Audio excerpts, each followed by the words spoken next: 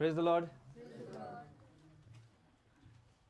So we have reached the last 3 Bible study sermons before we leave. और हम जाने से पहले अभी आखिरी के 3 जो बाइबल के अभ्यास है उसमें हम पहुंच गए हैं. And I pray and I believe that every teaching has been a blessing for you and you are learning with every teaching.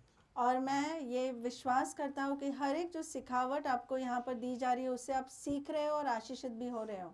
And I want to remind you, as Pastor Lolly has said, those people who gave their names for baptism, they have to attend all these 3 teachings before they are baptized. और Paswan lolly ने आपको पहले ही बता दिया और मैं वापस आपको इत्तला कर रहा हूँ कि ये जो 3 बाइबल के अभ्यास है जिन्होंने भी अपने नाम बपतिस्मा के लिए दिए गए हैं उनके लिए ये सारे सभाओं में आना अनिवार्य है. Okay, so there's a long list here, but we'll go very fast with it. Okay, और एक बहुत लंबी यादी यहाँ पर है पर बहुत ही जल्द हम उसमें से जाएंगे. everybody ready?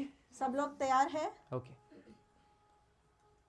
As a church, कलीसिया होने के नाते and according to the Bible, और बाइबल के मुताबिक according to Matthew 28:19, Mark 16:15, Luke 24:47, Acts 1:8, this is the work of the church. और कलीसिया का कार्य ये है मत्ती उसका 28-19, मरकुस उसका 16-15, लूका उसका 24-47 और प्रेरितों के काम उसका 1 अध्याय और 8वां वचन. The work of the church is to preach the gospel, और कलीसिया का कार्य ये है कि जो सुसमाचार है उसका प्रचार करे. the work of the church is to be witnesses for Jesus, और जो कलीसिया का कार्य है कि यीशु के लिए गवाह बने. the work of the church is to proclaim repentance and forgiveness of sins through Jesus. और कलीसिया का कार्य ये है कि हम घोषित करें जो पश्चाताप है और क्षमा करना पापों का यीशु के नाम से. The work of the church is to receive the Holy Spirit's power. और कलीसिया का कार्य है कि पवित्र आत्मा की ताकत को या सामर्थ को हम ग्रहण करें. The work of the church is to baptize in the name of the Father and of the Son and of the Holy Spirit. और जो कलीसिया का कार्य है वो ये है कि बपतिस्मा दे पिता पुत्र और पवित्र आत्मा के The नाम से. the work of the church is to make disciples. कलीसिया का कार्य है कि बहुत सारे चेले बनाना. The work of the church is to do miracles in the name of Jesus. और कलीसिया का कार्य ये है कि यीशु के नाम से चमत्कार करना. I have just listed 1, 2, 3, 4, 5, 6, and 7 points for the work of the church. और कलीसिया के जो कार्य है उसके लिए 7 मुद्दे मैंने आपको बताए हैं. Everybody say this. I am the church. Again. Again. So this is my work. So this is my work. This is my work. I am the church. This is my work. I am the church. This is my work. But if you look at this list, पर अगर आप इस यादी को देखते हो out of all these 7 points, there are very few points that you as a church are following. आप देखोगे कि ये जो मुद्दे दिए हैं इसमें से बहुत सारे कम मुद्दे हैं जिसके पीछे आप चलते हो. How many of you are actually witnesses for Jesus in your everyday life? आपकी रोजमर्रा की जिंदगी में आप में से कितने सारे लोग गवाह हैं. माइकल, जैसा जो व्यक्ति समझो जीसस के पास आने से पहले समझो जो गुंडा था, ठीक है, मतलब डरता नहीं था किसी से, एक बार वो जीसस के पास आएगा ना तो वो जीसस के लिए गुंडा बनेगा. किसके खिलाफ? शैतान के खिलाफ, पाप के खिलाफ.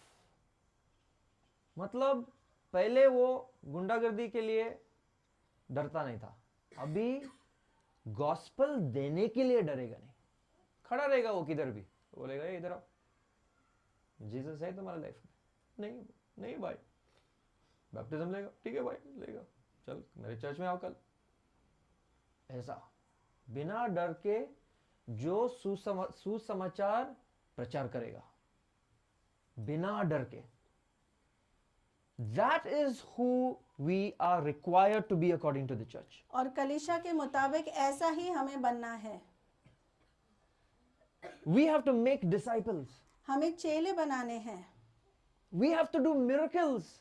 हमें चमत्कार करने हैं. How many of you, when you are meeting somebody new and you are telling them, come on, let us pray in Jesus' name, as you are saying, Jesus, please touch my brother, my sister in Jesus' name, and they are like, wow, Jesus has healed me, and then they are coming to the church. How many of you, these things are happening in your life? और आप में से कितने सारे लोग हैं उनकी ज़िंदगी में ऐसा हो रहा है कि कोई नया व्यक्ति है, आप उनको बोलते हैं ठीक है मैं आपके लिए प्रार्थना करूंगा, और जब आप प्रार्थना करते हो और प्रार्थना कर कर जब आप ख़त्म करते हो तो वो व्यक्ति बोलता है कि हाँ ऐसा ऐसा चमत्कार मेरे जीवन में हुआ और मैं कलीसिया में आना चाहता हूँ. The reason why these 7 things are not actively part of our life और जो कारण है जिसके वजह से ये जो 7 मुद्दे हैं हमारे जीवन में कार्यरत नहीं है, is because we are caught up with a lot of personal issues. क्योंकि हम बहुत सारी जो व्यक्तिगत समस्या है उसमें उलझे हैं. And because of these personal issues, we are stuck in these personal issues and we don't have time to preach the gospel because we are still stuck fixing ourselves. और क्यों ऐसा होता है? क्योंकि हम पूरे तरीके से उलझे हुए हैं हमारे ही जो व्यक्तिगत समस्याओं में, और उसके वजह से हमारे पास काम कार्य या समय नहीं है गवाह बनने के लिए या चमत्कार करने के लिए, क्योंकि हम जो हमारे जो सारी समस्या है उसे ही ठीक करने में लगे हैं. Are you all understanding what's being taught? क्या आपको समझ में आ रहा है जो हम सिखा रहे हैं? So, today's message is an attempt from the Holy Spirit to help us to recognize how this year we can overcome those personal issues and start becoming a church that works according to these 7 points.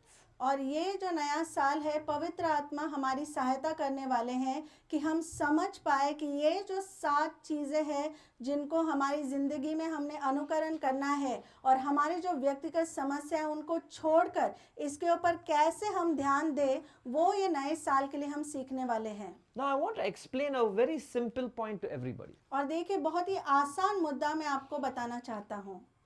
We all as a family, we come once a year.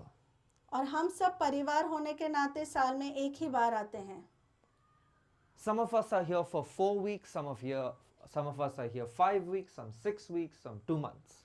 और हम में से कुछ लोग 4 सप्ताह के लिए हैं, कुछ 5 सप्ताह के लिए, 6 सप्ताह के लिए या कुछ 2 महीने के लिए हैं. This is our vacation after working the entire year. पूरे साल भर काम करने के बाद ये हमारे लिए छुट्टियां हैं. In America, we are working non-stop. और अमेरिका में निरंतर हम काम करते रहते हैं. 5 a.m. is wake up and then the entire day we are working. और सुबह 5 बजे हम उठ जाते हैं और पूरे दिन भर काम करते रहते हैं. So when we come here, तो जब हम यहाँ पर आते हैं we actually should be going to Kerala and Jammu and Uttarakhand, and we should be going to Bombay, we should go to Pune, we should go to Bangalore, we should be enjoying the holiday. और जब हम यहाँ पर आते हैं तो देखा जाए तो हमने बॉम्बे जाना चाहिए या फिर जम्मू जाना चाहिए या केरला जाना चाहिए या फिर उत्तराखंड में हमने जाना चाहिए या बैंगलोर में जाना चाहिए और हमारी छुट्टियाँ वहाँ पर बितानी चाहिए. Because this is our holiday. क्योंकि ये हमारी छुट्टियों का दिन है. But we want to spend our holiday with you. पर हमें हमारी छुट्टियां आपके साथ बितानी है. But you are not there. पर आप तो नहीं हो वहाँ पर. And you have such valid excuses. और आपके पास इतने वाजिब ऐसे बहाने हैं. And then you are pointing a finger at pastor and saying she has blood pressure. और फिर आप पासबान के पास उंगली करते हो और बोलते हो कि हाँ उन्हें रक्तचाप है. She doesn't have blood pressure. उन्हें रक्तचाप नहीं है. She is wondering why you cannot make a sacrifice when we are making the sacrifice of our vacation. और वो सोच रही है कि क्यों आप वहाँ पर बलिदान नहीं दे सकते हैं जब हम हमारी छुट्टियों का बलिदान दे रहे हैं. So these teachings, the reason why we are not on vacation and teaching these teachings is because it is that important for the church. और क्यों हम छुट्टियों के लिए नहीं गए और यहाँ पर हम आपको सिखावट दे रहे हैं, क्योंकि ये सिखावट एक कलीसिया के लिए बहुत महत्वपूर्ण है। Now listen carefully about you, the church. और अभी सावधानी से सुने आप जो कलीसिया है उसके बारे में। According to Matthew 16:18, और मत्ती 16:18 के हिसाब से Jesus has built this church. यीशु ने ये कलीसिया को बांधा है। And Jesus has built this church in such a way that the church collectively can withstand the most fierce attacks of Satan. और यीशु ने कलीसिया को इस प्रकार से बांधा है कि शैतान का कितना भी ज्यादा हमला कलीसिया के खिलाफ आए, वो डट कर उसका सामना कर सकते हैं। That's why during the picnic service we taught you why it is important to be in the church. इसलिए पिकनिक के समय पर हमने आपको सिखाया था कि कलीसिया में होना क्यों महत्वपूर्ण है। According to Ephesians chapter 1 and verse 22, इफिसियों उसका पहला अध्याय 22 वचन के हिसाब से the Father has done something special for the church. कि जो पिता है उन्होंने कलीसिया के लिए कुछ विशेष किया है। God's judgment is coming upon all those who are disobedient. और परमेश्वर का न्याय उन लोगों पे आ रहा है जो आज्ञा भंग करते हैं। God's judgment, God's anger, God's wrath is coming upon the entire world. और परमेश्वर का जो गुस्सा है या परमेश्वर का जो क्रोध है पूरे संसार पर आ रहा है। But those who are in the church पर जो कलीसिया में है will be safe even from God's judgment. वो बचे रहेंगे परमेश्वर के न्याय से भी। That's what the Father has done. और यही पिता ने किया है। He has put the entire world under the feet of Jesus, उन्होंने पूरे संसार को यीशु के पैरों तले रखा है, but He has kept you in Jesus's hands. पर उन्होंने आपको यीशु के हाथों में रखा है। So you will be safe even when the punishment of God is coming upon the entire world. तो आप बचे हुए रहोगे इसके बावजूद कि परमेश्वर का जो सजा है पूरे संसार पे आने वाला है। This is the twofold protection that you as a church member receives. ये दोहरा स्तर का ऐसा सुरक्षा आप सबको कलीसिया होने के नाते मिल रहा है। Not only against the attacks of Satan, सिर्फ शैतान के हमलों से ही नहीं, but also against protection from the judgment of God. पर परमेश्वर का जो न्याय है उससे भी आपको सुरक्षा मिल रही है। The same way that Noah's ark, और उसी प्रकार से जो नूह है उसका जो जहाज है, when the judgment of God came upon the entire world, जब परमेश्वर का न्याय पूरे संसार पर आया, only those in the ark were safe. सिर्फ वो लोग जो जहाज में थे वो बचे हुए रहे। The same way, उसी प्रकार से the church of God is the protection of the obedient people who are in the ark, in the church. तो जो परमेश्वर का जो कलीसिया है वो मानो जहाज है, और जो परमेश्वर के जो लोग हैं जो सदस्य उसके अंदर है, अगर वो आज्ञा पालन करते हैं तो वो जहाज में सुरक्षित रहेंगे। This whole holiday I've been reading and I've been blessed by Hebrews chapter 12. और ये पूरे जो छुट्टियों में मैं इब्रानी उसका 12वां अध्याय वो पढ़ता आया हूँ और मैं बहुत ही आशीषित हुआ हूँ। Hebrews chapter 12 explains to us two kinds of mountains. और जो इब्रानी उसका 12वां अध्याय हमें दो प्रकार के जो पहाड़ है उसके बारे में बताता है। First is called Mount Sinai. पहला है mount सैनाई। Mount Sinai was the place where God gave his commands to the people of Israel. और सेनाई का जो पर्वत है वो पर्वत है जहाँ पर परमेश्वर ने आज्ञा दी थी अपने लोगों को। It's the place where God would speak to his people. वो ऐसी जगह थी जहाँ पर परमेश्वर अपने लोगों से बात करते हैं। But it was a very fearful mountain. पर वो बहुत ही भयभीत करने वाला ऐसा पहाड़ है। Are you listening? क्या आप सब सुन रहे हो? Mount Sinai was not a place that we could say, hey, that's the place God is. Let's go and take a selfie. और ऐसे माउंट साइनाई जो है वो ऐसी जगह नहीं है कि हम वहाँ पर बोलते अरे वो तो सियोन पर्वत है, आओ चलो हम वहाँ पर जाके सेल्फी लेंगे। Let me tell you what the Bible tells us of Mount Sinai. और मैं आपको बताना चाहता हूँ कि सियोन पर्वत के बारे में परमेश्वर हमें क्या बोलता है। It teaches us God literally gave a warning to Moses to tell the people. और वो हमें सिखाता है कि परमेश्वर ने मूसा को एक चेतावनी दी थी लोगों को बताने के He लिए। says, only when I tell you to come up, you can come up. उन्होंने कहा अगर मैं बोलूंगा आपसे ऊपर आने के लिए तभी आप ऊपर आ सकते हो। He says, if anyone tries to come up without my permission, whether it is human being or whether it is animal, they are to be killed. और वो कहते हैं कि अगर मेरे अनुमति के बगैर कोई इंसान या कोई जानवर ऊपर आता है तो उनको मार डालना। So he says, put a barricade around it. तो वो बोलते हैं कि एक सुरक्षा बनाना वहां पर। How crazy is this? और कितना ही अलग ये है। But this was the life of the people of Israel during those days. उन दिनों में इजरायली लोगों की ये जिंदगी थी। It was a place that was like a church, but it was a mountain of fear. वो एक जगह थी जो कलीसिया के समान तो थी पर वो एक डर का पहाड़ था। Now in Hebrews chapter 12, अभी इब्रानी 12वां अध्याय we are also reading. हम ये भी पढ़ रहे हैं। We also have a mountain, हमारे पास भी एक पहाड़ है but it's not like that mountain. पर उस पहाड़ के समान नहीं है। Our mountain हमारा जो पहाड़ है is called the church of the firstborn. वो है जो पहलौटा है उसकी कलीसिया। Our mountain हमारा पहाड़ is the place where those people whose names are written in heaven, कि जो लोग जिनका नाम स्वर्ग में लिखा गया है, our mountain हमारा पहाड़ is that place वो जगह है where we get to freely meet our God. जहाँ पर हमें हमारे परमेश्वर को आजादी के साथ मिलने की अनुमति है। And Hebrews chapter 12 tells us, और इब्रानी उसका 12वां अध्याय हमें बताता है we don't have a mountain of fear. कि हमारे पास कोई डर का पहाड़ नहीं है। We have a mountain of joy. हमारे पास एक खुशी का पहाड़ है That mountain of joy is your church. और वो खुशी का पहाड़ है आपकी कलीसिया। Hebrews chapter 12 is telling you, listen, be glad that you are in the time where you can freely come and worship God. You don't have a barricade around where you can only enter when God tells you. Hebrews chapter 12 is saying, rejoice for the times that you are living in.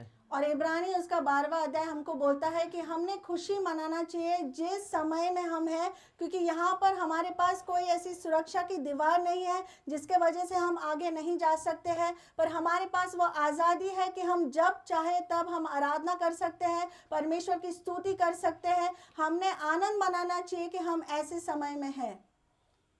If the people of Israel had to be here today from those years, अगर उन सालों में से जो Israel के लोग यहाँ पर अभी होते, they would laugh at you. वो आपके ऊपर हंसते।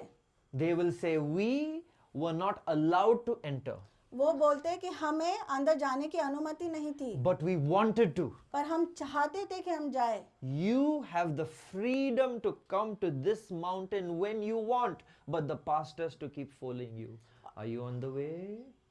Yes, I'm on the way, but you're still lying down in bed.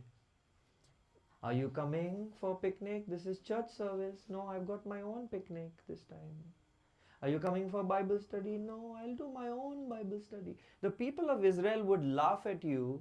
You have a mountain of joy, but you don't value it. और जो इज़राइल के लोग वो आपके ऊपर हंसते क्योंकि आपके पास खुशी का पर्वत है, आपके पास ऐसा पर्वत है जहाँ पर आप जब चाहे परमेश्वर को जाके मिल सकते हैं, उनकी स्तुति और आराधना कर सकते हैं। पर आप क्या करते हैं, यहाँ पर पासबान को आपको फ़ोन लगाना पड़ता है और पूछना पड़ता है आप कहाँ हो। हाँ, मैं तो रास्ते पर हूँ, पर आप वहाँ पर आराम फरमा रहे हो। आप कहाँ हो, आप पिकनिक के लिए नहीं आए, ये कलीसिया की सभा है। नहीं, मैं तो अपनी खुद की पिकनिक कर रहा हूँ। इज़राइल के लोग आप पर हंसेंगे इसके लिए। If you read Deuteronomy chapter 1 verse 2, और ड्यूट्रॉनमी उसका पहला अध्याय और अगर दूसरा वचन हम पढ़े, and if you read Numbers chapter 13 and chapter 14, और गिनती उसका 13वां और 14वां अध्याय अगर आप पढ़े, I have an interesting thing to tell you. I think many of you don't know. और बहुत ही रुचिदायक चीज़ है आपको बताने के लिए, आप में से शायद बहुत सारे लोग नहीं जानते। When the people of Israel came out of Egypt, और जब इज़राइल के लोग मिस्र देश से बाहर आए, when they were set free, और जब उनको आजादी मिली God gave them a promise. तो परमेश्वर ने उन्हें एक वादा दिया God told them, I will take you to the promised land. और परमेश्वर ने कहा कि जो वचन दी हुई भूमि है उसमें मैं तुम्हें लेकर जाऊंगा। Are you all listening? क्या आप सब सुन रहे हो? Where did God say He will take them? और परमेश्वर ने क्या कहा, कहाँ लेकर जाएंगे? Sandeep, from the start of the journey, और संदीप, जो जर्नी है या जो वो निकलने सफर। वाले सफर है सफर। उसके शुरुआत से from the start point और उसकी शुरुआत से till the promised land, और जब तक कि अभिवचन दी हुई भूमि में नहीं पहुंचते, that journey और वो जो सफर है was 11 days. वो 11 दिन का था। How many? कितना? 11 दिन। How many? How many? How many? 11 days to reach. सिर्फ 11 दिन ही लगते पहुंचने के लिए। Is 11 days lots? और क्या 11 दिन बहुत ज्यादा हो गए To go to the promised land. जो अभिवचन दी हुई भूमि जाने के लिए? That was the distance and the journey. और वो था उसका डिस्टेंस या उसका जो सफर। But because the people of Israel did not trust God, because they were disobedient to God, because they rebelled against the Lord's commands, और क्योंकि जो इज़राइल के लोग हैं वो आज्ञा पालन नहीं कर रहे थे, वो इज़राइल के लोग बलवा कर रहे थे, वो जो इज़राइल के लोग हैं वो आज्ञा भंग कर रहे थे, instead of 11 days, और 11 दिन के बजाय it took 40 years. उनको 40 साल लग गए। Isn't that crazy? क्या ये बहुत ही अजीब नहीं है? Instead of 11 days, और 11 दिन के बजाय it was not 11 weeks, और 11 सप्ताह नहीं था, not even 11 months, 11 महीने भी नहीं थे, not even 11 years. 11 साल भी नहीं था। How many years? कितने साल? 40 years. 40 साल। This is what can happen to God's people. और यही हो सकता है परमेश्वर के लोगों के साथ। God has given you all a promise. और परमेश्वर ने आप सबको एक वादा दिया है। He has given you a promised location. उन्होंने आपको एक अभिवचन दिया हुआ ऐसी जगह दी है। And He has given you a promised time. और उन्होंने एक अभिवचन दिया हुआ समय दिया है। But because you have not trusted in Him, because you are disobeying Him, because you are rebelling against His teachings, you are still on the waiting list. और क्योंकि आप उनके ऊपर भरोसा नहीं रखते, क्योंकि आप उनके खिलाफ बलवा करते हो, क्योंकि आप उनकी आज्ञा का भंग करते हो, इसलिए आप अभी भी रुके हुए हो। Church of the Living Water, जीवित जल की कलीसिया, if your life overcomes all your personal issues, and if you are walking according to the 7 responsibilities of the church, you will receive the promises which God has given you today. और देखिए जीवित जल की कलीसिया, अगर आप जो भी आपकी व्यक्तिगत समस्या है, अगर आप उसे पूरी तरीके से जीत लेते हो और ये जो 7 मुद्दे हैं जो आपको सिखाए गए, अगर आप इसका अनुकरण करते हो तो आज आपको जो परमेश्वर ने वादा किया है वो मिल जाएगा। You are reading a Bible verse और आप बाइबल का वचन पढ़ते हो and you are saying, this verse is for me, और आप कहते हो ये वचन मेरे लिए है, but it's not getting fulfilled पर ये पूरा नहीं हो रहा because you are not walking in obedience. क्योंकि आप आज्ञा पालन में नहीं चलते हो। And so your promise is like a carrot that's going ahead and ahead and ahead. और आपका जो वादा है वो मानो एक गाजर के समान है जो आगे बढ़ता जाता है, आगे जाता है, आगे जाता है। Look at the people of Israel. Instead of a 11-day journey, it became 40 years. देखिए इज़राइल के लोगों के पास 11 दिन जहां पर उनको लगने वाले थे उसके बजाय उनको 40 साल लग गए। In Isaiah chapter 43 and verse 25, यशायाह 43:25 में लिखा है, this is what God says. यही परमेश्वर कहते हैं। He says, because of my sake, वो कहते हैं कि मेरे लिए, so that I will be happy. ताकि मैं खुश हो जाऊं। He says, I am going to forget your sins. मैं तुम्हारे पाप भूल जाऊंगा। Isn't that interesting? क्या यह रुचिदायक नहीं है? He doesn't want the headache of remembering your sins. और उनको वो सरदर्द नहीं चाहिए कि वो आपके जो पाप है उसे याद करें। He says, वो कहते हैं for my own sake. मेरे खुद के लिए। Sometimes you have to practically think of God when he says these words. और कभी-कभी आपको वाकई में परमेश्वर के बारे में सोचना चाहिए जब वह ये वचन कहते हैं, For my own sake. मेरे खुद के लिए, I'm going to forget that you even sinned. कि मैं भूलने वाला हूँ कि तुमने पाप भी किया है। That's so beautiful. ये कितना सुंदर है। But it also tells us something else. और ये हमें और दूसरी बात भी बताता है। Listen carefully, church. सावधानी से सुने कलीसिया। Every time her bar the church of today, जो आज की कलीसिया है, every time her bar the church of today, जो आज की कलीसिया है, when we behave rebellious, जब हम बलवा करते हैं, when we don't trust in the Lord, जब हम परमेश्वर पर भरोसा नहीं when we रखते, disobey his commands, जब उनकी आज्ञाओं का पालन नहीं करते, we remind God of how the people of Israel behaved. हम परमेश्वर को याद दिलाते हैं कि इज़राइल के लोग उन्होंने कैसे बर्ताव किया था। God wants to forget it, और परमेश्वर चाहते हैं कि वो भूल जाए, but you are reminding him every time you are disobedient. हर बार जब आप आज्ञा भंग करते हो, आप हर बार उन्हें याद दिलाते हो। Now I want to tell you a very serious thing. और देखिए, गंभीर बात मैं आपको बताना चाहता हूँ, And I don't mean this in a bad way to anybody. और किसी को भी मैं दुख पहुंचाने के लिए या बुरे तौर पर नहीं बोल रहा। I'm just making a clear, factual point. और देखिए एक हकीकत का जो मुद्दा है वो मैं आपको बताता हूँ। In our Bible study today, आज हमारे बाइबल के अभ्यास में there are those who are baptized and not baptized. यहाँ पर वो भी है जिन्होंने बपतिस्मा लिया है और वो भी जिन्होंने नहीं लिया। Again, I'm saying this is not, I'm not judging you, देखिए, मैं आपको न्याय नहीं कर रहा, but I'm just telling you something what the Bible says. पर मैं बाइबल जो कहता है वो आपको बता रहा हूँ। The Bible defines for us who is the church. और बाइबल जो है हमें स्पष्टीकरण करके बताता है कि कलीसिया कौन है। When you read Hebrews chapter 8 verse 6, और जब आप पढ़ते हो इब्रानी उसका 8वां अध्याय 6वां वचन, when you read Acts chapter 2 and verse 41, और जब आप पढ़ते हो प्रेरितों के काम उसका 2वां अध्याय 41 वचन, it tells us that Peter preached a message. और वो हमको बताता है कि पतरस ने एक संदेश का प्रचार किया, He taught everybody to repent from the teachings of Jesus. और उसने सिखाया है कि जो यीशु मसीह ने सिखाया, आप पश्चाताप करो। And when he preached repentance, he preached baptism. और जब उसने पश्चाताप के बारे में प्रचार किया, उसने बपतिस्मा के बारे में प्रचार किया। The Bible tells us Bible हमसे कहती है that same day, उसी दिन में 3,000 people were baptized. 3,000 लोगों का बपतिस्मा हुआ। The Bible also teaches us और बाइबल हमें ये भी सिखाती है who are the people of God. कि कौन है परमेश्वर के लोग। They are people who are walking according to God's covenant. वो ऐसे लोग हैं जो परमेश्वर की वाचा के अनुसार चलते हैं। The old covenant was the covenant of law and circumcision. और जो पुराना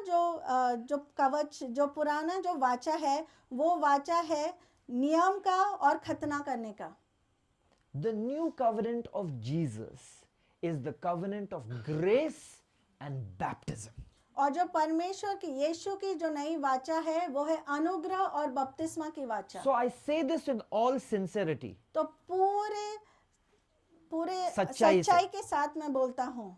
I don't mean to hurt you, और देखिए, मैं आपको दुख नहीं पहुंचाना चाहता, but technically, पर हकीकत में when you are baptized, जब आपका बपतिस्मा होता है, that's when you are actually in the church. तभी आप कलीसिया में आते हो।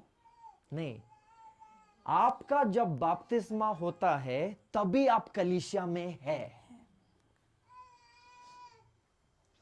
सो अभी आपको दुख नहीं पहुंचना चाहिए, अरे पास्टर तो हमारे बारे में बताया नहीं, ये एक न्योता है कि बैप्टिज्म ले लो। ये सिंपल सा चीज है। स्क्रिप्चर्स टीचिंग अस, और जो वचन हमें सिखाता है, those who are obedient to the covenant, जो भी वाचा के प्रति आज्ञा पालन करते हैं, they are in the church. वो कलीसिया में है। It means they are safe.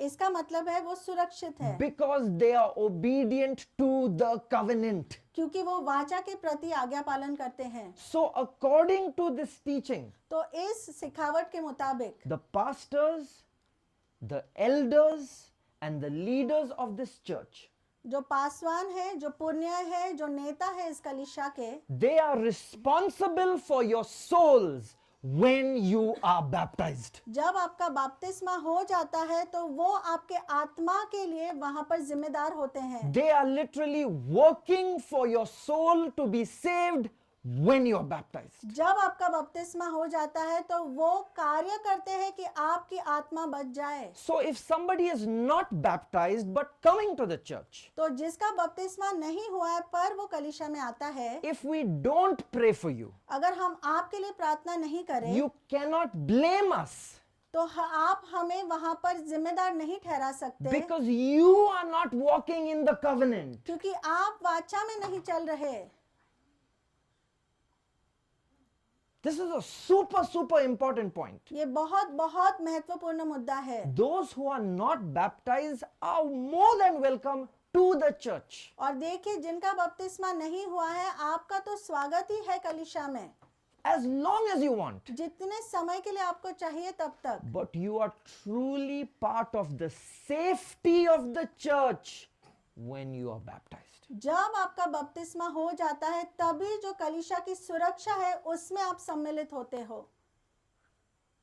This is something to think about and take action on this. ये ऐसी बात है जिसके बारे में आपको सोचना चाहिए और उसके ऊपर कार्य करना चाहिए। Now, as a church, अभी कलीसिया होने के नाते God has given all of us duties.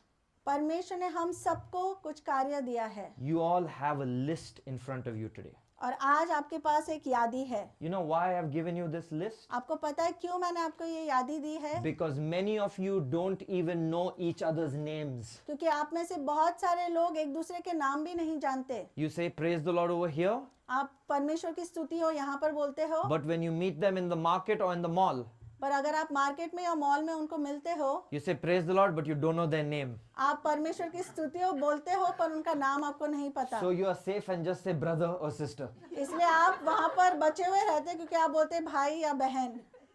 That's why you have this list. इसलिए आपके पास ये यादी है।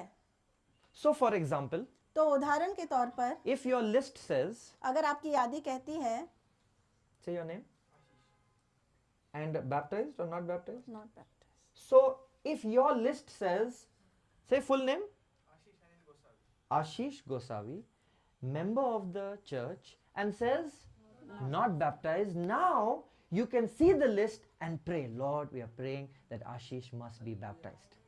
और अगर आप Pray.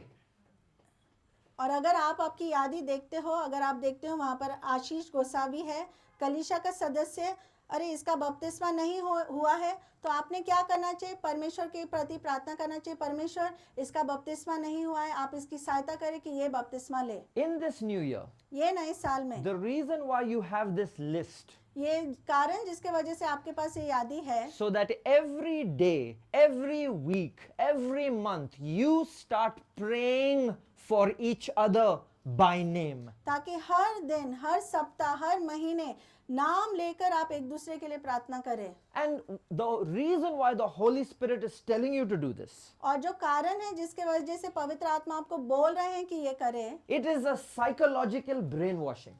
ये मानो आपका जो दिमाग है उसको सही किया जा रहा है। If you keep praying for somebody by name, अगर नाम लेकर किसी के लिए आप प्रार्थना करते रहो then you will not get irritated by them. तो उनसे आप वहां पर आपको चिढ़ नहीं मचेगी। If you pray for somebody by name, अगर नाम लेके किसी के लिए आप प्रार्थना करो then you will start forgiving them. तो आप उन्हें क्षमा करना शुरू करोगे। If Preeti and Sarika are fighting full week, अगर पूरे सप्ताह में प्रीति और सारिका झगड़ा कर रहे हैं, when they pray for each other at night, जब रात को एक दूसरे के लिए वो प्रार्थना करेंगे they will remember, तो वो याद करेंगे, how can I pray for her if I don't forgive her? अगर मैं उनके लिए प्रार्थना कैसे कर सकता हूँ अगर मैं उनको क्षमा नहीं करूँ। So they have to forgive. तो उन्हें एक दूसरे को क्षमा करना है। Then Preeti will pray for Sarika. फिर प्रीति सारिका के लिए प्रार्थना Then करेगी, Sarika will pray for Preeti. फिर सारिका प्रीति के लिए प्रार्थना करेगी। This year, keep this list safe so that you all pray for each other by name. और ये साल में ये यादी को आप संभाल कर रखो ताकि हर रात को आप एक दूसरे के लिए प्रार्थना करो। How many names are on the list? और कितने नाम हैं उस यादी में? 49? 49। See, some have extra names. No, how many names are on the list? 49. You have to pray for 49 people. Om.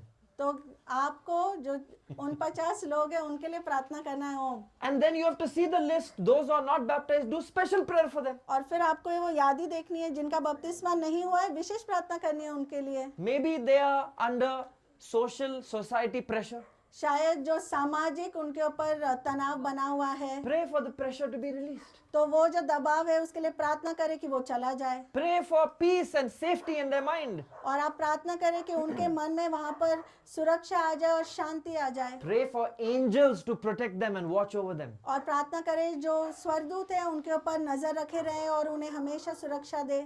This is how you can ensure that those who are in the church already are not lost during this new year. तो इससे ये सुनिश्चित होता है कि जो पहले से इस कलीसिया में है ये नए साल में कि आप उनको कलीसिया में ही बनाकर रख रहे हो।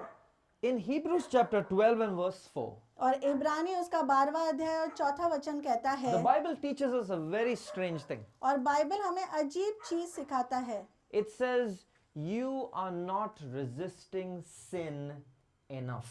कि जो पाप है उसे आप पर्याप्त नहीं घुड़का रहे हो। You are not resisting sin enough. जो पाप है आप उसे पर्याप्त नहीं घुड़का रहे हो। The verse says, you are not resisting sin to the extent of the shedding of blood. कि आप पाप को इस हद तक नहीं घुड़का रहे हो कि जो लहू है उसका बहाना हो। It's a very confusing verse. और बहुत ही कोलाहल करने वाला ऐसा वचन है। Hebrews chapter 12 verse 4. और इब्रानी उसका 12वां अध्याय 4था वचन। Now, Mac and me, we both practice sparring of boxing and kickboxing for many years. और मैक और मैं बहुत साल से एक दूसरे के साथ किक बॉक्सिंग और स्पारिंग करते हैं। And 2 days ago, we were practicing on the terrace. और 2 दिन पहले टेरेस पर हम वहां पर सराव कर रहे थे। And during the practice, और सराव के दौरान the speed, both of our speed increased in our techniques. और हम जो कर रहे थे उसमें हमारी जो गति है वो बढ़ गई। He caught me with one kick. और उनकी एक जो लात है वो मुझे लगी। I was like, woo, good shot. मैंने बोला अरे बहुत अच्छा। He caught me with one punch. और फिर उन्होंने एक पंच मारा मुझे। So it becomes competitive in our training. तो हमारी जो प्रशिक्षण है उसमें मानो एक स्पर्धा हो गई। We were not using full power. हम पूरी ताकत नहीं लगा रहे थे। We were doing touch sparring. हम सिर्फ ऐसे एक दूसरे को सिर्फ मानो छू के जा रहे थे। But the sparring was very technical. We're trying to protect, defend and catch the other person. पर वो जो स्पारिंग है वो बहुत ही ज्यादा तकनीक से भरी थी जहां पर हम वहां पर बच रहे थे, हम मार रहे थे। And his one technique is to change levels from high level to come to low level and punch. और उनकी एक तकनीक ऐसे है कि ऊपर से वो नीचे जाते और फिर मुक्का मारते हैं। And my one technique is to pick up my knee to pretend like I'm kicking. और फिर मेरी एक तकनीक ऐसे है कि मेरे घुटनों को मैं ऊंचा कर देता हूँ ऐसे दिखाने के लिए कि मैं लात मारने वाला हूँ। And it was a little bit dark on the terrace. और टेरेस पर थोड़ी सी रोशनी कम थी। And I had black pants. और मैंने काले ऐसे पैंट पहनी थी। He was not able to see my leg when it was coming up. और वो देख नहीं पाए कि मेरा जो पैर है वो ऊपर आ रहा है। And his nose hit my knee. और उनका जो नाक है वो मेरे घुटने पर लगा। And poor Mac had a nose fracture. और फिर जो मैक है उनका जो नाक है वो फ्रैक्चर हो गया। And there was a lot of blood. और फिर बहुत सारा खून हो गया था वहां पर।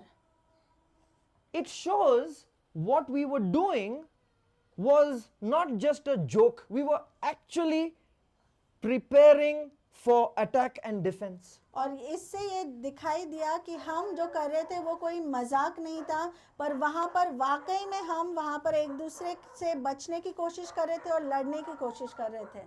And the result was the shedding of blood. और उसका नतीजा क्या हुआ? वहाँ पर लहू बहाया गया। Hebrews chapter 12 and verse 4 is saying, और इब्रानी उसका 12वां अध्याय 4था वचन कहता that है is how you have to deal against sin. कि जो पाप है इसी प्रकार से आपने उसके साथ बर्ताव करना You are not चाहिए। fighting with sin enough. और आप जो पाप है उसके साथ पर्याप्त लड़ाई नहीं कर रहे। Sin is beating you every time. और जो पाप है वो हमेशा आपको मार रहा है। You are coming to pastor every Sunday और हर इतवार को आप पासबान के पास आते हो and say, Pastor, I committed lot of sins this week. कि पासबान ये पूरे सप्ताह भर मैंने बहुत सारे पाप किए। Why? क्यों? Because sin is beating you left, right and center every week. क्योंकि पूरे सप्ताह में जो पाप है वो पूरी तरीके से आप पर हावी हो The रहा Bible है। is saying, बाइबल आपसे कहती है fight the sin. जो पाप है उसके खिलाफ लड़ो Fight it. और उसके खिलाफ लड़ो Fight it in such a way. और इस प्रकार से उसके खिलाफ लड़ो। You should not come crying to your pastor. आप रोते हुए आपके पासबान के पास नहीं आनी But चाहिए, the sin, the devils of sin should go to Satan and say that Manisha is beating me every time. I cannot put Manisha into sin. कि जो पाप के जो भी दुष्ट आत्मा है उन्होंने जाकर शैतान को बोलना चाहिए कि नहीं, मनीषा को बिल्कुल भी चोट नहीं पहुंचा सकते, वो मुझे पूरी तरीके से मेरे ऊपर हावी हो गई है। This year, ये साल reverse the roles of how you fight with sin. और जो पाप है उसके साथ कैसे आप लड़ते हो उसे बदली करो Make it to the extent of shedding of blood. और इस हद तक उसको लेकर जाओ कि जो लहू है वो बहाया जाए। That's how seriously you should fight with sin. इतनी गंभीरता के साथ आपने पाप के खिलाफ लड़ना Arey, चाहिए y'all believers are puskis in front of sin. और पाप के सामने आप जो विश्वासी लोग हैं आप मानो फुसकी हो Any little sin comes, y'all give up. और थोड़ा सा छोटा पाप आ जाता है आप वहां पर दे देते हो। Remember Hebrews chapter 12 verse 4. और याद रखे इब्रानी उसका 12वां अध्याय 4था वचन In Hebrews chapter 12 verse 14, और इब्रानी उसका 12वां अध्याय 4था वचन 14वां वचन कहता है, listen carefully. और इसे सावधानी से सुने, Listen carefully. सावधानी से सुने। Are you ready? क्या आप सब तैयार हो? This is what the Bible says. और यही बाइबल कहती है Make every effort. कि हर कोशिश करें, Make every effort. हर प्रकार की कोशिश करें। How many times? कितने बार? कितने बार? हर बार, कितने बार? हर बार। Does it say try once? क्या वो बोलता है एक बार कोशिश करें? What does it say? Make every effort क्या कहता है कि हर कोशिश करें, हर बार कोशिश करें to live in peace with each other. कि एक दूसरे के साथ शांति में रहे। This is what you do. और यही आप करते हो। Come. So Priscilla is standing at the side of Preeti और प्रिसला प्रीति के बाजू में खड़ी है and they are worshipping. और वो वहां पर आराधना करते हैं। So Preeti holds her hand. तो प्रीति उसका हाथ पकड़ती है Priscilla shakes it off. और प्रिसला ऐसे उसको झटक देती है। Again they are worshipping. फिर वो आराधना करते हैं। Again Preeti holds the hand. वापस प्रीति हाथ पकड़ती है Again she shakes off her hand. और वापस वो झटक देती है उसके हाथ को। Now what Priscilla should do और प्रिसला ने क्या करना चाहिए? is don't hold her hand.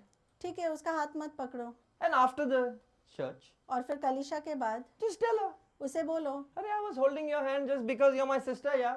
और मैं आपका हाथ पकड़ रही थी क्योंकि आप मेरी बहन हो रहे, Why you are shaking off my hand? और क्यों मेरा हाथ झटक रहे हो? Maybe Preeti will say, शायद प्रीति बोलेगी, my eyes were closed. I didn't even know it was you. और मेरे आंखें बंद थी, मुझे पता भी नहीं था कि ये तुम हो। Maybe there's some reason. शायद कुछ कारण होगा, Maybe she just doesn't like anyone holding her hands. शायद उसको पसंद ही नहीं कि कोई उसका हाथ पकड़े। Everybody has their reasons. हाँ, सबके अपने अपने कारण होते हैं। But if Priscilla speaks with her and talks to her, they will nip out this here only. अगर प्रिसला प्रीति के साथ यहीं पर बात करती है तो यहाँ पर ही सब चीजें निपट जाएंगी। But what you are doing, पर आप क्या करते हो? every time she does this, हर बार जब वो ऐसा करती है then she goes to Prema. फिर वो जाती है प्रेमा के पास and she tells Prema, और प्रेमा से बोलती है, you know, every time I hold her hand, she shakes it off. और पता है जब भी वो मेरा हाथ पकड़ती है मैं उसे झटक देती हूँ। Then Prema will say, फिर प्रेमा बोलेगी, really? वाकई में, Let me see, let me see. मुझे देखने दो, मुझे देखने दो। Then she is watching now. अभी वो देख रही है, The same thing is happening again. फिर वापस वही चीज हो रही है। Then Prema will फिर say, प्रेमा बोलेगी, oh. O, Then she will tell Sweetie, फिर वो स्वीटी को बोलेगी, see what's going on. देख देख देख क्या हो रहा है। Again, then Sweetie will tell Marina, फिर स्वीटी मरीना को बोलेगी, are you watching what's going on? तो आपको समझ में आ रहा है क्या हो रहा है। You are not attempting to make peace. Thank you. तो आप कोशिश ही नहीं कर रहे हो शांति बनाने के लिए, You are making the problem worse. आप जो समस्या है उसे बदतर कर रहे हो। The Bible is saying, make every effort Bible कहता है कि हर प्रकार की कोशिश करें to live in peace. कि आप शांति में जिए। This year, ये साल make every effort. हर प्रकार की कोशिश करें। Listen, you are making one effort. देखिए आप तो एक ही कोशिश करते हो Then hell is breaking loose. और फिर जो नर्क है वो वहां पर आजाद हो जाता है। Make every effort, the Bible is teaching you. Bible हमको सिखाती है कि हर प्रकार की कोशिश करें, But the Bible explains something. पर बाइबल हमको कुछ यहाँ पर समझाती है। When you do this, जब आप ऐसा करते हो, when you make every effort जब आप हर प्रकार की कोशिश करते to हो live in peace with your church members, कि आप शांति में रहे आपकी कलीसिया के सदस्यों के साथ, you will receive holiness. तो आपको पवित्रता मिलेगी।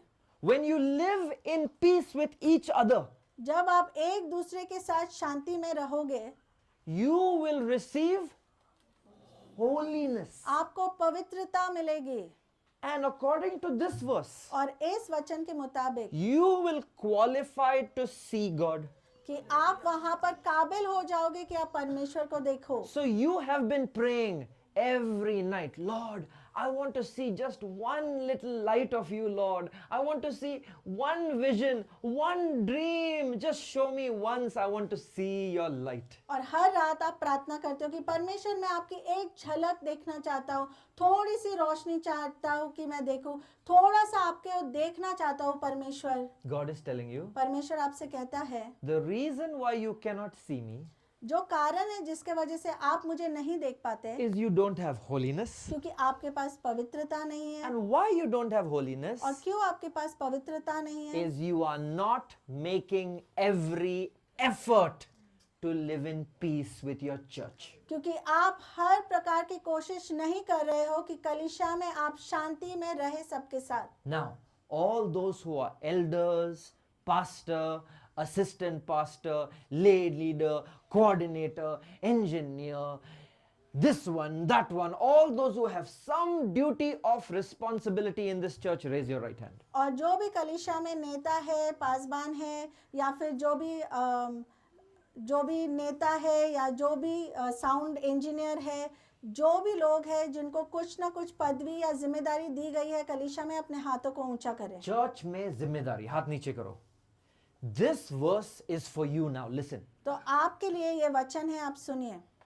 Are you ready? क्या आप सब तैयार This हो? verse is for all the leaders. तो ये जो नेतागण हैं उनके लिए ये वचन है। Hebrews chapter 12 verse 15 says, और इब्रानियों 12:15 कहता है see to it, कि आप देखो ऐसा, see to it. आप इस प्रकार से देखो। That means you must oversee this as a duty. मतलब ये एक जिम्मेदारी के तौर पर आपने देखना चाहिए That in the church nobody has bitterness against somebody else. कि किसी के भी दिल में कलीसिया में एक दूसरे के खिलाफ वहां पर कड़वाहट नहीं होनी चाहिए। Do you understand?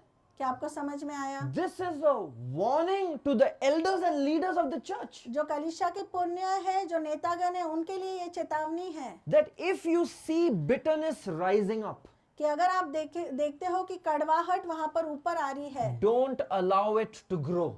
तो उसे आप अनुमति ना दे कि वो वहां पर बढ़े। You have to not allow it to grow up. और आपको उसको अनुमति नहीं देना है बढ़ने के लिए, Because Hebrews 12:15 says, that all the people will get defiled and they will fall from grace because of bitterness. क्योंकि इब्रानी 12:15 कहता है कि जो लोग हैं जिनके अंदर कड़वाहट है उसके वजह से क्या हो जाएगा, वो गंदे हो जाएंगे और जो अनुग्रह है उससे गिर जाएंगे। Can I give you an example? क्या मैं आपको एक उदाहरण दे सकता हूँ? Everybody is listening? क्या हर कोई सुन रहा है?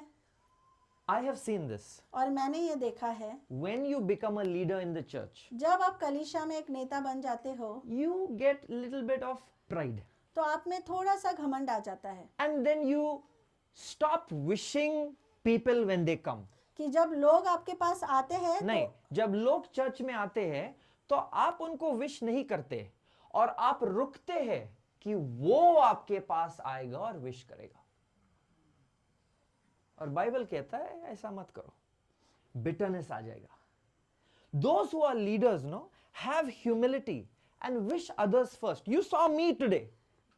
I was standing here before anybody came. As anybody walked in from the door, I said, hello, praise the Lord, hello, praise the Lord, praise the Lord, praise. I'm welcoming everybody. But you all, when people are entering the church, you are just, because I am a leader. So you are not wishing. And then you are waiting till they come here. When they come here and then they say praise the Lord, then you are like nodding, like headmaster, no? Praise the Lord is not them lower than you. Praise the Lord is praising God. So please, all the leaders of the church, be humble. If the members are receiving correction to live in peace with one another, then the leaders also must have humility in the church. Catch them at the gate only and ask them why they didn't come for picnic church service. Don't wait till they come here. Growling, hey, why you didn't come? Hey, you missed such a beautiful teaching. और देखिए जो कलीसिया के नेतागण हैं, ये ज़रूरी है कि आप नम्र बने हुए रहे। ऐसा नहीं कि आप यहाँ पर जब खड़े होते हो तो आपने मुझे देखा। मुझे एक उदाहरण के तौर पर लीजिए कि जब मैं यहाँ पर खड़ा था, जब लोग अंदर आ रहे थे, यहीं से मैं उनको विश कर रहा था, मैं उनको परमेश्वर की स्तुति बोल रहा था। पर आप क्या करते हो, आप में थोड़ा सा घमंड आ जाता है, आप उनकी तरफ देखते नहीं। जब वो आप तक आते हैं और जब वो आपको वहाँ पर आपका अभिवादन करते हैं या बोलते हैं परमेश्वर की स्तुति हो, तो आप क्या करते हो, आप सिर्फ सर हिलाते हो। परमेश्वर की स्तुति हो, ये जो शब्द है उसका ये मतलब नहीं कि वो आपसे कम है, उसका ये मतलब है कि आप परमेश्वर की स्तुति कर रहे हैं। अगर बाकी सदस्य है उनको ये दुरुस्ती मिली है कि आपने एक दूसरे के साथ शांति बनाए रखना है, शांति में रहना है, तो जो नेतागण है कलीसिया के, ये जरूरी है वो अपने आप को नम्र करें। Fantastic. Fantastic. Excellent. Great job. Very good. आप लोगों को समझ में आ रहा है? ये सब अपना पर्सनल लाइफ के लिए टीचिंग है। Now the Bible teaches us something a little more personal. और अभी कुछ और व्यक्तिगत चीज बाइबल हमें सिखाती है। In Hebrews chapter 12 and verse 16, और इब्रानी 12:16 में it says, "Be careful from sexual immorality." और लैंगिक पापों से आप वहाँ पर बहुत ज़्यादा सावधान रहे। Sexual immorality is a very deep topic. और जो लैंगिक जो सारे पाप है वो बहुत ही गहराई का ऐसा संदेश है। Married people have different sins and unmarried people have different sins. और शादीशुदा लोगों के अलग पाप होते हैं, जिनकी शादी नहीं हुई उनके अलग पाप होते हैं। This pastor will teach you very nicely. और ये पासवान आपको बहुत अच्छी तरीके से सिखाएंगे। If you have any doubt, go and sit down with pastor. She'll explain to you. और अगर आपके पास कोई शक है तो आप जाइए और उनके साथ बैठिए और वो समझ लीजिए। But scripture is telling you, पर यहाँ पर वचन हमसे कहता है, be careful of sexual sins. जो लैंगिक पाप है उससे आप बहुत ज्यादा सावधान रहे। This is the problem with sexual sins. और ये लैंगिक पापों के साथ ये समस्या होती है, It will disqualify you from your blessing. जो आपकी आशीषें हैं उसके लिए वो आपको काबिल नहीं रखेंगे। And it says a very dangerous thing. और बहुत ही खतरनाक ऐसी चीज वो कहती है। It says, if you even cry and beg for forgiveness of your blessings not received, you will still not receive it. और वो कहता है कि अगर आप वहाँ पर रोकर प्रार्थना करो और बोलो, वो पापों के लिए क्षमा मांगो और वो आशीषों की ना, क्षमा की बात नहीं कर रहा है अगर आप कि आपको अगर आपका आशीर्वाद प्रभु ने दिया है, आपको वो आशीर्वाद नहीं मिल रहा है क्योंकि आप लैंगिक पाप कर रहे हैं। प्रभु कह रहा है आप रो रो के आप अगर वो आशीर्वाद को आपके पास आने के लिए प्रार्थना करेंगे, नहीं मिलेगा, क्योंकि आपने वो लैंगिक पाप छोड़ा नहीं है। रो के भी अगर मांगा कि वो आशीर्वाद दो ना, मुझे वो प्रॉमिस दो ना, बाइबल कह रहा है वो लैंगिक पाप से बचो। In this new year be careful of sexual since. तो ये नए साल में जो लैंगिक पाप है आप उससे सावधान रहो। All the married believers of a church, men, और सारे जो शादीशुदा आदमी हैं हमारे कलीसिया के, don't plan on going to Poona and Lonavala and being naughty boy. और आप पूना और लोनावला जाके वहां पर नटखट ऐसे लड़के बनने की कोशिश ना करें। And all the married ladies, और जो शादीशुदा नारियां हैं, you also don't be naughty girls over here in the city. और यहाँ पर भी शहर में आप वहाँ पर नटखट ऐसी लड़कियां मत बनो। Scripture is teaching us, और we must follow. वचन हमें सिखाता है, हमने उसके पीछे चलना चाहिए। In Ephesians chapter 4 verse 1 to verse 3, और इफिसियों उसका चौथा अध्याय 1 से लेकर 3 वचन, the Bible teaches us, live your life that is worthy to your calling. कि आपकी जिंदगी आपकी बुलाहट के काबिल हो ऐसे जियो। So beautiful. इतना सुंदर। Live your life that is worthy to your calling. आपकी जिंदगी आपकी बुलाहट के काबिल हो ऐसे आप जियो। When someone comes from the military, जब कोई मिलिट्री से आता है they have a particular posture in them. तो उनके एक खड़े रहने का तरीका होता है। They will answer always with yes sir, no sir. They will answer that way. और इसी प्रकार से वो जवाब देते हैं, हाँ सर, नहीं sir. They are living according to their duty. उनकी जो जिम्मेदारी है, जो काम है, उसके हिसाब से वो जीते हैं। Here the Bible is telling you, यहाँ पर बाइबल आपसे कहता है, if you're a pastor, अगर आप पासवान हो, if you're an evangelist, अगर आप सुवार्तिक हो, if you're a leader, अगर आप नेता हो, if you're an elder, अगर आप पुण्य हो, if you're a worship leader, अगर आप आराधना के नेता if हो, you're a choir member, अगर आप क्वायर के सदस्य if हो, you're a translator, अगर आप यहाँ पर अनुवाद करने वाले हो, live your life so that when you're in this world, people will look at you and say, that is a pastor, that is an elder, that is a worship leader, because your life is living according to your calling. तो आपकी जिंदगी इस प्रकार से जियो कि बाहर के लोग जब आपको देखेंगे तो बोलेंगे, हाँ ये बराबर, ये पासवान है, ये स्तुति आराधना के नेता है, हाँ ये जो व्यक्ति है, हाँ ये स्वार्थिक है। इस प्रकार से आपकी जिंदगी को जियो। The Bible is telling us, Bible हमसे कहती है, be humble, आप नम्र बनो, be gentle, आप सौम्य रहो, and be patient, और आप धीरजमय रहो, and bear one another in love. और एक दूसरे के साथ बने रहो प्रेम में। Bear one another in love. एक दूसरे को बर्दाश्त करो प्यार में। And finally, the last command for us tonight. और आज रात की जो आखिरी आज्ञा हमारे लिए है, Hebrews chapter 12 verse 1. इब्रानी उसका 12वां अध्याय पहला वचन। It says there are things that hinder us from blessings, कि ऐसी चीजें हैं जो रुकावट बनती है हमारे आशीषों के लिए, and there are sins which entangle us. और ऐसी चीजें हैं जो हमें उलझा देती है, And you know what that is. और आपको पता है वो क्या है। Hebrews chapter 12 is telling us, और इब्रानी 12वां अध्याय हमें बताता है, shake it off, और आप उसे छोड़ दो, throw it off, उसे पूरी तरीके से फेंक दो, throw it off. फेंक दो। All those things that are limiting you from your blessed life. और सारी जो चीजें जो आपको सीमित कर रहे हैं आपके आशीषित जीवन से, Throw it off. आप उसे फेंक दें। This year, ये साल there can be a mighty outpouring of God's Holy Spirit upon your life. और प्रभु पवित्र आत्मा का बहुत महान ऐसा अभिषेक आपके ऊपर आ सकता है। This year, ये साल this church can grow, maybe double or triple.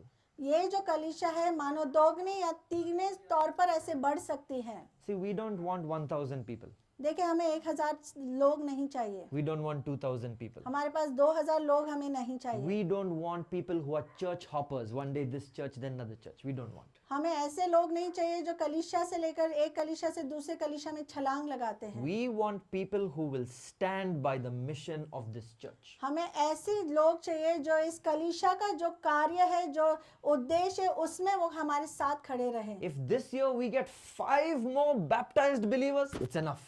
और इस साल में अगर 5 भी जो बपतिस्मा पाए हुए विश्वासी हमें मिले तो भी काफी है, But they will grow in the Lord. पर वो परमेश्वर में बढ़ेंगे।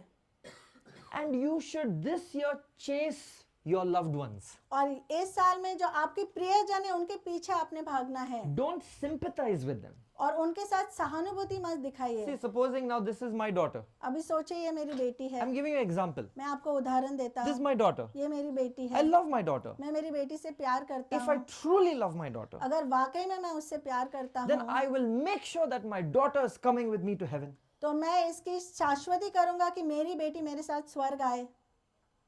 So if, example, if my daughter is saying, no, I don't want to be baptized, उदाहरण के तौर पर अगर मेरी बेटी बोलती कि नहीं मुझे बपतिस्मा नहीं लेना है, I should not protect my daughter. तो मैंने मेरी बेटी को बचाना नहीं चाहिए। If Priscilla is asking, Arey, Ray, you're not baptized, अगर प्रिस्ला पूछती है अरे रे तुम्हारा बपतिस्मा नहीं हुआ है, I shouldn't say, don't trouble her. तो मैंने नहीं बोलना चाहिए आप उसे तकलीफ मत दो, I should pretend like I can't hear because I want her to tell her. और मैंने ऐसे दिखाना चाहिए कि मैं मानो मैं सुन नहीं पा रहा हूँ क्योंकि मैं चाहता हूँ कि वो बपतिस्मा ले। I told my daughter, तो मैंने मेरी बेटी से कहा I said, you're Isaac. आप आइजक हो, Yeah, Isaac family, आप आइजक परिवार से हो from anointed family. और एक अभिषेकित परिवार से हो, I'm waiting for you to start preaching. और मैं रुका हुआ हूँ कि आप कब प्रचार करोगे। I have not said it once. और मैंने एक बार नहीं बोला I है, told her many times. मैंने बहुत बार बोला है। I said, I'm waiting.